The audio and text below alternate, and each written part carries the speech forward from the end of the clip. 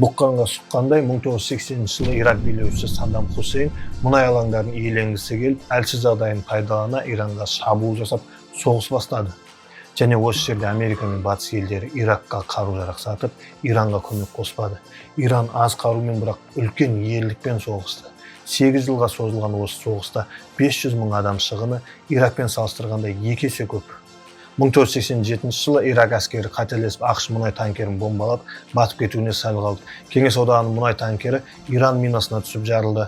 Басқаша айтқанда, айналадағы бүкіл елдердің кемелерін бомбалап, соғыс демеушілеріне зиян тигізе бастағасын Біріккен ұлттар конвенциясында әскери қақтығысты тоқтатуға шешім қабылдады. 1988 жылы ақш Иранның мұнай платформаларын басып алып, бітімге келуіне мәжбүр етті. Бұл шешімді қабылдау мен үшін у-шуге қарағанда ауыр және зиянды болды. Аллаға сиынып, мен бұл у-тостағынан ішіп отырмын.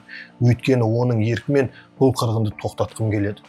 Мен соңғы деміме дейін күресуге ант бергенмін. Маған шейіттік өлімді қабылдау әлде қайда жеңіл болар еді.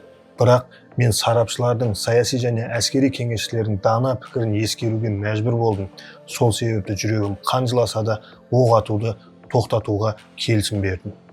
Бұл Иран билеушісі Рухолла Хаминейдің 1987 жылы халқына жариялаған үндеуі болатын. Осыдан 1 жылдан кейін ол инфаркттан қайтыс болды.